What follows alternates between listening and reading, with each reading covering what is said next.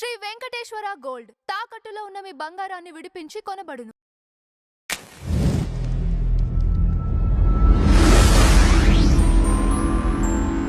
Sir నమస్కారం. శ్రీమాత్రే నమః. సార్ మొదటి నుంచి కొన్ని దోషాలు ఉంటాయి, అవి జాతకంలో దోషాలు ఉంటాయి. పరిహారం చేసుకోవాలి అని అవును. అంటారు.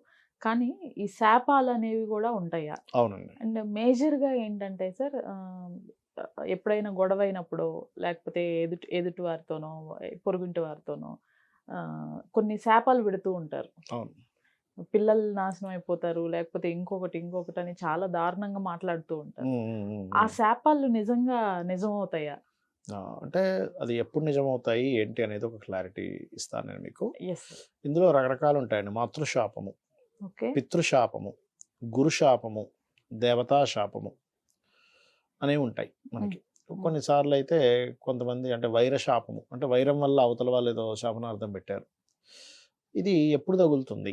ఇప్పుడు ఒక ఫ్రెండ్తో మనకు గొడవ అయింది, ఓకే. ఏదో శపించాడు, నువ్వు నాశనం అయిపోను అది ఇది అని. అది నిజంగా తగులుతుందా అంటే, నువ్వు నిజంగా అవతల వ్యక్తికి అన్యాయం చేస్తే ఖచ్చితంగా తగులుతుంది. నువ్వే అన్యాయము గనక చేయకపోతే అది వరంగా మారుతుంది. నీకున్న దోషాలు కూడా పోతాయి వాళ్ళు శపించడం వల్ల, వాళ్ళకి ఎక్కువ అవుతాయి. నిజంగా నువ్వే అన్యాయం చేయలేదు, బై మిస్టేక్ కొన్ని అట్లా జరిగిపోయి ఒక వ్యాపారం చేసాము ఇద్దరు కలిసి, ఎంతో కష్టపడ్డాము, నష్టం వచ్చేసింది. అయినా వాళ్ళు ఏం చేస్తారు, మీ మీద ఏదో బురద జల్లే ప్రయత్నం చేస్తారు లైక్. అప్పుడు మాత్రం అది తగలదు. అలా కాకుండా మీరే అన్యాయం చేయలేదు అవతల, కానీ మీరు చేసేసారని ఊహించుకొని మీ మీద ఏదో శపాలు చేస్తారు. అది అట్లా పనిచేయదు. ఎందుకంటే మనం ఏ పని చేస్తున్నా మూల పరమాత్మకు తెలియకుండా జరగదుగా, అక్కడ లెక్కలు పడుతూ ఉంటాయి. ఇంకా ప్రయోగాలు చేస్తారు కొంతమంది, అవి మాత్రం కొంచెం తగులుతూ ఉంటుంది. అంటే ఇది బ్లాక్ మ్యాజిక్స్ లాంటివి చేస్తూ ఉంటారు. అప్పుడు ఏం చేయాలి, అందుకే నిత్య దీపారాధన, నిత్య దేవతారాధన కనుక చేస్తూ ఉంటే వాళ్ళకి ఎటువంటి ఇబ్బంది ఉండదు. హనుమతి యంత్రం పెట్టుకుంటారు కొంతమంది, అది కూడా తీసుకుంటారు హనుమతి యంత్రాన్ని. ఆ యంత్రం పెట్టుకున్నా కూడా ఆ హనుమతి శక్తి వాళ్ళని కాపాడుతూ ఉంటుంది. ఇక మాతృశాపం ఎలా వస్తుంది అంటే, తల్లి గారిని దూషించడం ద్వారా వస్తుంది. అది ఈ జన్మలో తగలకపోతే నెక్స్ట్ జన్మలోకి అది ట్రాన్స్ఫర్ అవుతుంది. అందుకే మాతృశాపం ఉన్న వాళ్ళకి చంద్రుడు పాడైపోతాడు. చంద్రుడు పాడవడము, 4వ భావం పాడవడం జరిగినప్పుడు మాతృశాపానికి గురవుతారు. మాతృశాపానికి గురైనప్పుడు నెక్స్ట్ జన్మల్లో తల్లే సహకరించదు వీళ్ళకి. ఏమిటి అది అర్థం కాదు, ఏమిటి తల్లితో నాకు వైరం ఏమిటి? అది విచిత్రమైన విషయం ఏంటంటే తల్లితో వైరం. అసలు ఈ ప్రపంచంలో ఏ జీవి కూడా తన పిల్లల్ని ప్రేమించకుండా ఉండదు, కానీ తల్లితో వైరం ఉండే జాతకాలు ఉంటాయి కానీ మాతృశాప జాతకాలు నేను చూసా. అంటే వాళ్ళు పాపం తల్లే కోర్టు కేసుల్లో ఇరికిస్తుంది. ఇదేమిట్రా తల్లిగారు నా మీద కేసు పెట్టారేంటి అనిపిస్తుంది.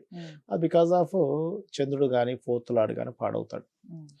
ఇక పితృశాపం అంటారు, పితృదోషాలు అంటారు. ఒక్కోసారి తండ్రి ద్వారా వస్తే, కొన్నిసార్లు వీళ్ళు పూర్వీకులకి ఆబ్దికాది కార్యక్రమాలు చేయకపోవడం వల్ల వస్తాయి అవి. అంటే మనము పితృదేవత ఆరాధన ఎప్పుడైతే చేయలేదో పితరుల యొక్క అనుగ్రహం కలగట్లేదు, ఉల్టా శాపాలు వస్తున్నాయి. అది వాళ్ళకి ఇంట్లో వాళ్ళకి తెలియకపోవడం వల్ల, ఎవ్రీ ఇయర్ చేయాల్సిన కొన్ని ఆబ్దికాలు చేయకపోవడం వల్ల, సంవత్సరికాలు చేయకపోవడం వల్ల, వాళ్ళకి పండగలకు వచ్చినప్పుడు బట్టలు పెట్టకపోవడం వల్ల, వాళ్ళ అనుగ్రహం లేకపోవడం వల్ల శాపం వస్తూ ఉంటుంది. ఇక దేవతా శాపం, మురారి సినిమా చూసే ఉంటారు మీరు. అందులో వాడు అమ్మేద్దాం అనుకోవడం అంటే దేవతా మాన్యాన్ని ఎవడైనా తినేద్దామని, దేవతా సంబంధించినది ఉన్నదాన్ని వీళ్ళు కబ్జాలు చేస్తుంటారు కొంతమంది. చూడండి, భూములు అవన్నీ కూడా దేవతా శాపాల కిందకి వస్తాయి. వాటిని తగ్గించుకోవడం అంత ఈజీ కాదు. కాకపోతే ఒక్కొక్కసారి ఏమవుతుందంటే, మనకు తెలిసో తెలియకొచ్చు కొన్ని తప్పిదాల వల్ల కూడా జరుగుతుంటాయి. అంటే పద్ధతి తెలియకుండా కొన్ని చేస్తూ ఉంటాం మనం. అప్పుడు దేవతా శాపానికి గురైనప్పుడు లలితా సహస్రనామాల్లో, అంటే అది ఎలా ఉంటుందంటే, గురుశాపము దేవతా శాపము రెండు కూడా గురువు వల్లే వస్తూ ఉంటుంది. అంటే గురుగ్రహం పాడవడం వల్ల, గురుగ్రహం పాడై గురుశాపం వస్తేనేమో వాళ్ళకి ఏమవుతుంటుందంటే, వాళ్ళ జాతకంలో అంటే వాళ్ళ లైఫ్లో సరైన గురువు దొరకడు. పోనీ ఎవరినైనా ఒకరిని నమ్మితే వాళ్ళు అన్యాయం చేస్తుంటారు వీళ్ళకి. అట్లా జరుగుతూ ఉంటుంది. ఆ దేవతా శాపం కూడా అంతే. వాళ్ళు ఏ పూజ చేయించుకున్నా సరిగ్గా ఫలించదు దేవతా శాపం ఉన్న వాళ్ళకి. అప్పుడు ఓం హరనేత్రాగ్ని సందగ్ధ కామ సంజీవన ఔషధి అనే మంత్రం చేస్తూ ఉండాలి రెగ్యులర్గా. అప్పుడు దేవతా శాపం నుంచి విముక్తి కలుగుతుంది. అది. Right sir. Thank you sir. శ్రీమాత్రే నమః.